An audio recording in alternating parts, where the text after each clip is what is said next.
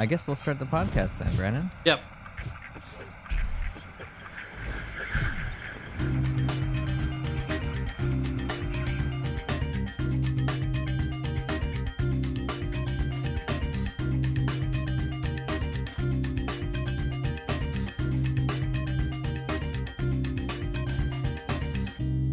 All right. So, welcome to our first live podcast. This is a new experience.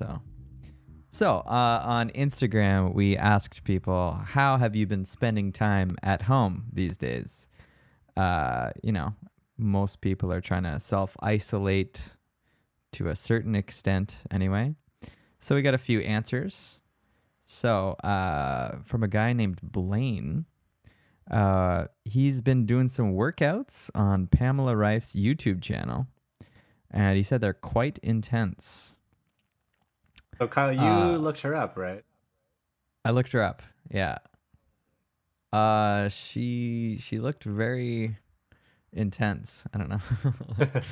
So it made me wonder if Blaine is doing the workouts for the exercise or for other reasons. Entertainment Is a nice way to say it. But yeah. Was there any others, Brandon, that you noticed? Responses? So Honeyhoney said that she's been reading recently. Read a book called Think Clearly. Mm-hmm. Are you a fan of lifestyle books? Some of them, yeah. Like there was that one that did you lend me the book? That's right, when we were camping. What was that one? Something with a swear word in it. Yeah. Everything's fucked up. Forget. It's on my bookshelf. I can't see it. How to not give a fuck or something? How to unfuck yourself? No, definitely not that. There was the word fuck in the title. I'm sure if you search for books. How to stop giving a fuck? I don't know. Oh, like that sounds closer to what the book. Closer, yeah. Sorry, everybody, for not knowing what. Mm-hmm. But, yeah. So I think I'll check that one out, see what it's all about.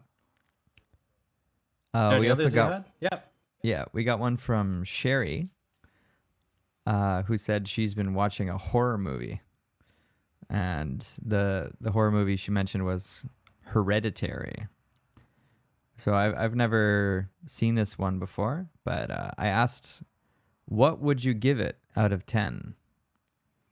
Which is a common kind of question in English when asking about movies, especially.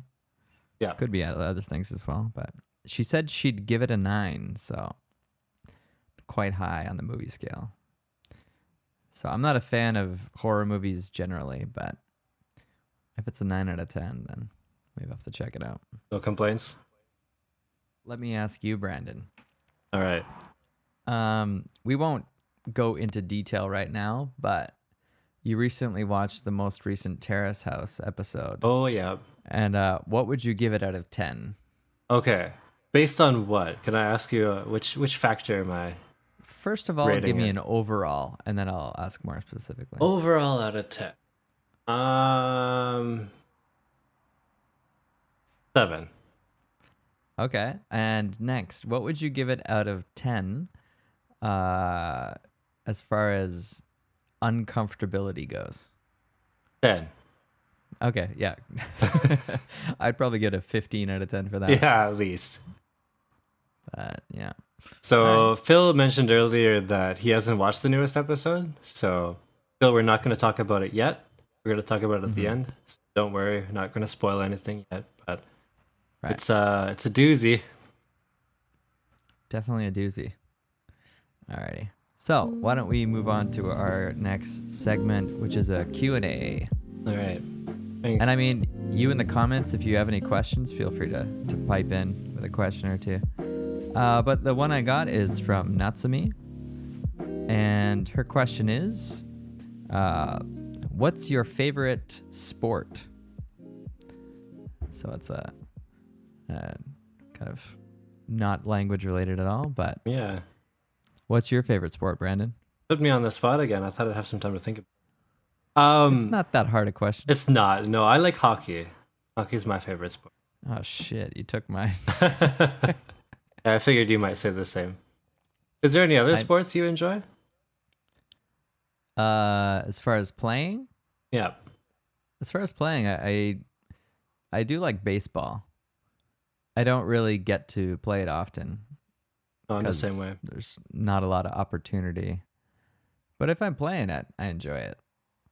Probably most sports I do enjoy playing, except for volleyball. Oh, do you like beach volleyball? 'Cause I love Maybe. beach volleyball. I don't know. I just know that recently one of my friends, she invited me to go play volleyball with her group of friends. Yeah. So I was like, yeah, sure. Yeah, I'm down with getting some exercise and having some fun. So showed up to play, and then I had bare arms. Oh, yeah. Bare knees. But like bare arms, and and it really hurt like a bitch. It was the worst. And I don't know if the ball they're using is harder than others, but I think you just forgot how hard they are. it's possible. I think so. Because I did play volleyball before that, semi recently, and I didn't really notice that it hurting at all. So I don't know if it's slightly harder or something, but just every time the ball came to me, I was like, "Fuck this!" And it was so painful that I'm like, I can't go back. It was just, I couldn't enjoy myself. You might not like beach volleyball then, because it's a hard ball with sand on it often. So it hurts, scratches your arms. I see. All right. Yeah, probably out for that. But basically every other sport I can roll with it. What about you? Any other particular sports or what? Yeah, actually my answer is more or less the same as yours. I played softball. I played baseball when I was a kid, and I played softball for many years after that. Actually, it's funny that you talked about Blaine doing his exercises, because we played softball together for a long time. We played in a beer league, and we took it very seriously. We brought beer to all the games. Now that sounds like fun. Yeah, not it's gonna good. lie. All right, cool. Well, let's see. Hi from Borderless House. Okay, hello. Anyway, that's all. And Phil likes the sport drinking. I have to agree. Beer pong is one of my favorite sports. Okay, that sounds about right. Not very good at it, but I do enjoy playing it. You're not horrible. You're good at the drinking part of it. That's true. It's an important part of it. All right, why don't we move on to our observations segment? Sure. So what do you got for us, Brandon? So the first one I have is about, actually, I guess they're kind of related here, but about wasei eigo, which is I don't know, borrowed English words. How would you translate that? Yeah, that sounds about right. Borrowed words. Borrowed English words. So the interesting part about wasei eigo is I feel like usually they're used incorrectly. And sometimes you can guess and sometimes you can't. One that always makes me chuckle is strike. Actually, going back to baseball, everything's related today. Strike in Japan, in Japanese, is strike if you're talking about baseball. But if you're talking about a work strike, it's strikey, which is really cute. Yeah. I like it. So that's just a pronunciation thing. But recently in the news, I know every week we talk about the coronavirus because everybody talks about the coronavirus. But I've seen the word overshoot, obashuto, in the news recently. And the first time I saw it, I had no idea what it's supposed to mean. So I looked it up, what the Japanese meaning was, and I still don't quite understand what they were going for. Not related to the English meaning at all. Oh, really? No. Yeah, because like I'd heard that people were using obashuto, but I didn't know if it was the same or connected to the English overshoot meaning. But... No, it's not at all. So I sent you over the kanji. I'll post this into the chat for all you guys if you'd like to try to read it. This is what obashuto means. So you're probably seeing that before we're talking about it, which might surprise you. But bakuhatsuteki kanja kyozo. Kyuzo. Correcting me. So this is more like, I guess, a influx of patience or something. Kind of what it means. But overshoot, can you describe overshoot in a regular meaning? Maybe a situation? I'd never heard of it before. No, the English meaning. And what kind of situation? I mean, I've heard overshoot in the way like go too far, kind of like the plane overshot the runway. Yeah. Which or would not be great. Yeah, that would be terrible. That's a bad example. Yeah, like if you're running or something and you overshoot the goal, you run too far. So generally, overshoot is bad. You've done too much. Right. So, is overshoot not bad in this case, Brandon? Well, yeah, but it's not like you're trying really hard and then you did a little bit too much and then it became a bad thing. Right? So I feel like I don't really understand where these words come from sometimes. And so in the news, did you see the news about overshoot and about the explanation related to it? No. All right. So a lot of the media was asking, like, why are you using these new English words, katakana words that nobody understands? That's a valid question. But the reason surprised me. So the reason is because having an English word that nobody understands would draw more attention to it. So people would talk about it more. And then they would look it up and they would figure out what it meant. And then the information would spread. So I've been playing some online games with my friends. And I think it was Grant who said that doesn't make sense because using a word that everybody knows would make more sense because people would already know what it means from the get-go without having to research online. What do you think, Kyle? Do you think it's a good idea or a bad idea to use new unknown words to describe something that's very important? That question was framed completely without bias, so I appreciate that. Thank you. I think it's a good idea to use words you don't know and just use them willy-nilly.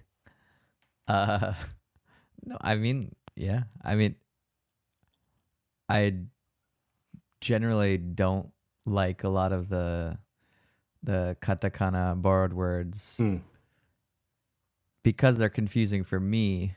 Yes, definitely. Especially, and it makes it difficult for all the kind of people learning English now in Japan.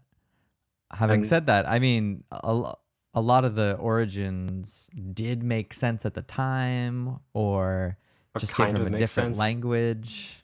Yeah. And then it shifts meaning. So, like, I don't really like it. But, I mean, I guess I can't police how people use That's true, yeah. their language. But So for people studying English, what I would recommend is if you think you know a word because you've heard it in a Japanese sentence, please look it up. Because there's very high chance it might be wrong.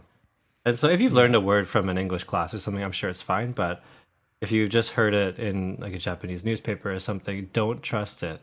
Because overshoot is not correct. Overshoot means you have a goal and then you go too far. So you complete your goal, but you go too far. So it's bad. Yeah. Do people use it in soccer? He overshot the net. You mean like shoot over the net? Maybe. I don't play soccer, so I don't know. Yeah, me neither. But anyway, we got a comment from Grant piping in saying, yeah, communication of important things should be clear. I agree with that. I think that sums it up very clearly. Okay, so I had one other waseigo, but before I do that, Kyle, do you have like a favorite waseigo word? There's so many. Off the top of your head? Off the top of my head? Put you on the spot here, I'm sorry. Yeah. Here, let me give one of my favorites and let you think about it. I'll try to think, yeah. So I mentioned strikey is one of my favorites because it's cute. It is cute. I think I like the cute one. So another one that's always made me smile is baby car, because baby car is so cute. And I always imagine children driving little cars, and it's just awesome. So just so you know, baby car in English is stroller. Right. because it comes from the meaning of stroll, which is a leisurely walk. Yep. Basically, sampo, みたいな. But yeah. So baby car is good. Baby car is good. I like. I don't know off the top of my head. There's just so many that are so weird. Okay, we'll come back to it maybe. Yeah, maybe next time I'll pipe in. Do some research. Do some research. So just so you guys know that are listening, Kyle and I often mention our topics to each other before we start recording, but none of this is scripted and it's like Terrace House. Yeah, we have plans, but it's unscripted plans. So often we surprise each other with questions. Usually it's Kyle surprising me, not me surprising him. But got you back this time. All right, thanks. Wanchan. Chan. That's a really cute dog. Is that from an English word? No. Actually, Wanchan could be a dog, right? Wanchan is actually about one chance, though. Tonight only, you have one chance. Oh, whoa, okay. Yeah, it's kind of I never got that before. Not really a good meaning. Wanchan is usually used in a night scene for like a one night stand is more often when it's used. But yeah, it does mean one chance. Wow. Wanchan. Wow. Mei kara uroko ya na. What Scales fell from my eyes. Interesting. It doesn't make sense in English. No. Just means like, wow, holy shit. So yeah, we had someone say oven toaster, which means toaster oven. Yeah. So, but that actually does remind me of not my favorite, but just weird ones, because in Japanese, stove. Yeah. If you hear it in English, it sounds like, oh, stove, like for cooking. That's right. But stove is like a portable heater. Yeah. So it gets very complicated. And then what is stove in English? Or sorry, what is stove in Japanese? Like the stove you cook on. Like kondo? I don't know. Orange. Orange, yeah. So whereas cornrows in English is a hairstyle. Yeah. So it's all messed up. Yeah, also with buildings, it gets really confusing about where people live. So mansion in Japanese is apartment in English, and apartment in Japanese is cheap apartment in English. Or it's really interesting. A mansion, just so you know, mansion in English is a really huge, expensive, nice house. Not related to apartment buildings at all. Right, like only movie stars or rich people live in mansion. Yeah. But that's good. All right. Did you have another one that you're moving into? No, I had one more waseigo, but we've talked about that topic, so I don't know if we need to hit it. Hit it? All right. A really common one I hear, a lot of people coming to Canada, or used to come to Canada, work at the airport. And a very common job at the airport is grando staff. And in English, I always thought it was grand staff because that's what it sounds like. But I'm pretty sure grando staff is ground staff, not grand staff. Grand staff sounds so fancy. It sounds very potent. Potent, okay. Interesting choice of words. But ground staff are the people who work on the ground. The people who check you in, the security, all the people who work outside with the baggage is the ground staff. So I think this is a kind of a mistranslation, because ground staff includes everybody at the airport that works on the ground, and ground staff are the people that work at the checkout counters. So I think they've kind of borrowed the word and modified the meaning and the pronunciation like strikey and made a new word. Yeah, grand staff. Sounds cool though. Yeah, they're grand. They're just great. Yeah, so in Japanese, people that say like I want to be grand staff, or I want to work as grand staff, it's a really nice job and people really respect it. Whereas here, if you say I want to work at the check-in counter, people feel like, oh, okay. a very regular kind of boring job. It's the same job, but because of how it's worded, I think, how we call the job, it changes the feeling of the quality of the work, maybe. Interesting. Yeah, could be.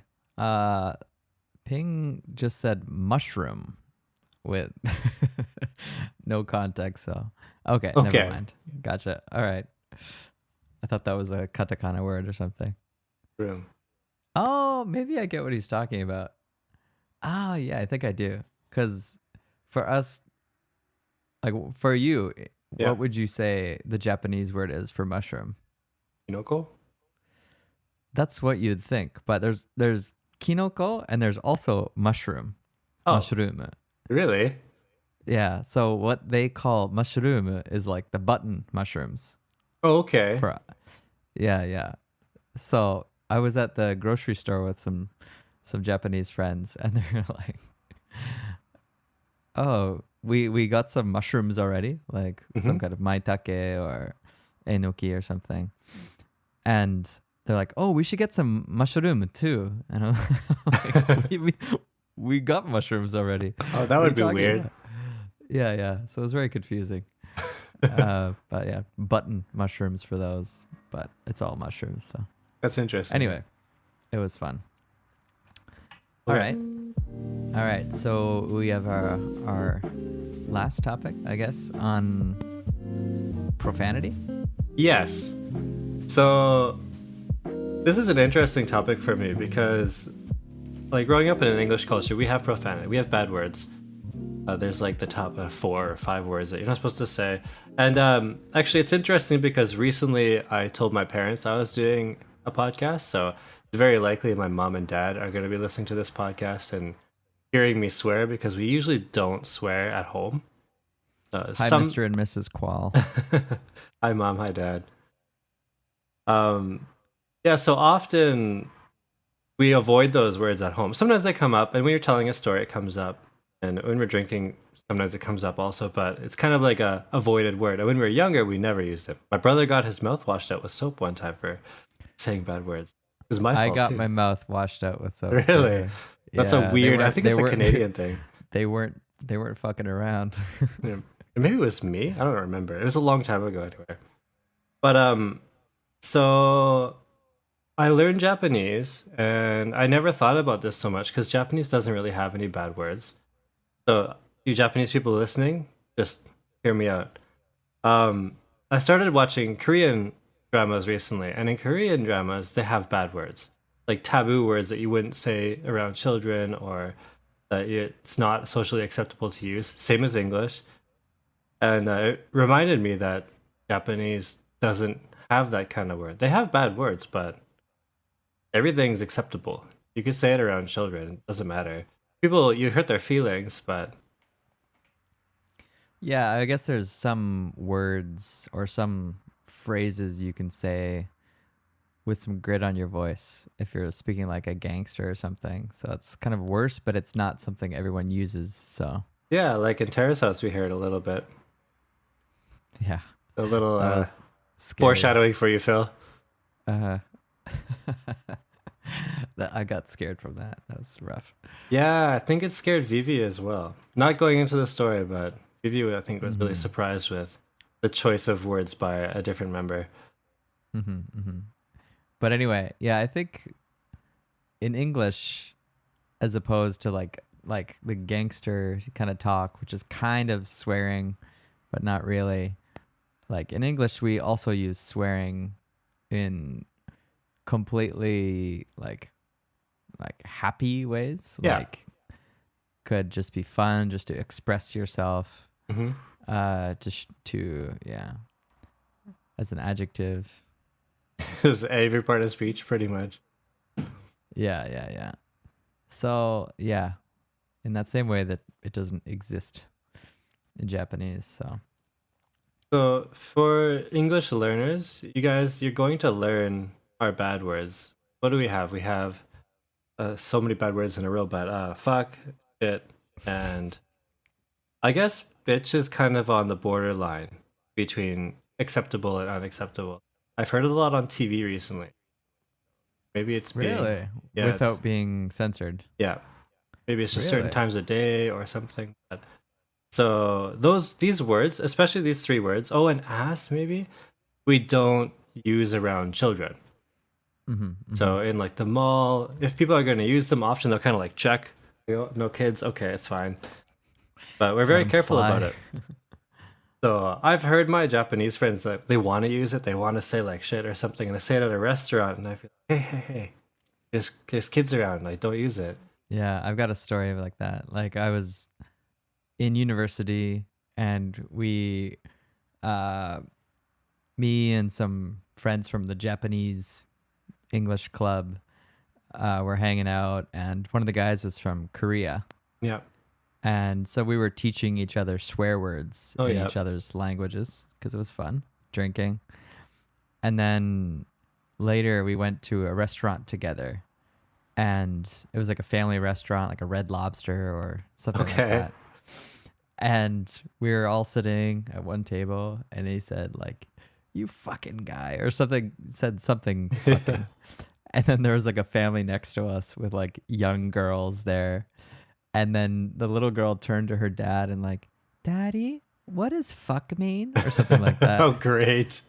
And then the dad was just not pleased, and they left right away. It was funny looking back on it, but I'd like to apologize on Kyle's behalf to the sad family. It's not my fault. So Grant said that even The Simpsons did it. So I think he's referring to the word bitch. I think. Correct me if I'm wrong, but yeah, it does happen on TV nowadays. And if we're going to talk about the word bitch, talking about waseigo. Right. Because in Japanese, the word bitch is, in a way, it's closer to the original meaning. Maybe. But not really, I guess. But in Japanese, it just means like what, slut or that kind of thing. Yes. But in English, it doesn't have a sexual meaning. Mm-hmm. It just means kind of someone who's doesn't have a good personality or who's mean. Or, like a terrible person. Or generally sometimes it's females. Yeah, sometimes it's also used to say like feminine, like a man acting kind of feminine, like don't be a bitch. In a way that he's like cowardly. Cowardly, like yeah. Don't be a bitch, man. Don't be a bitch, man. Don't cry. Yeah. Generally, it's used just to mean like you're a terrible person or a bad person. Yeah, the Japanese meaning is yariman, right? With English meaning, you wouldn't know. Okay, it's yariman in Japanese. It has no similarities in English. So just so you know, if somebody says bitch around you, they're not saying yariman. They're saying. And we use it. We use the word bitch with friends also in a playful way. Just like I I used it the other night when I was playing games with people. Like they did something which was bad for me in the game. So I just kind of like shout out, "Oh, you bitch." And then I realized, oh wait, she's a Japanese person who doesn't understand any English, so maybe she might it's might take that the wrong way. How is that related How is to that this connected? game? So I was like, oh, I gotta be careful there. But yeah, could be used as a term of affection. A term of affection? I feel like there's a better way to say that. In what sense? Like, oh, you bitch. Oh, maybe it's based on your tone of voice. I don't think that's still affection, though. Like yeah. Term of endearment. That's what I was thinking. Okay. Sure, it can be. Come on. All right. Let us know in the comments if you're Team Kyle or Team Brandon. I'm right, guys. I don't know about that.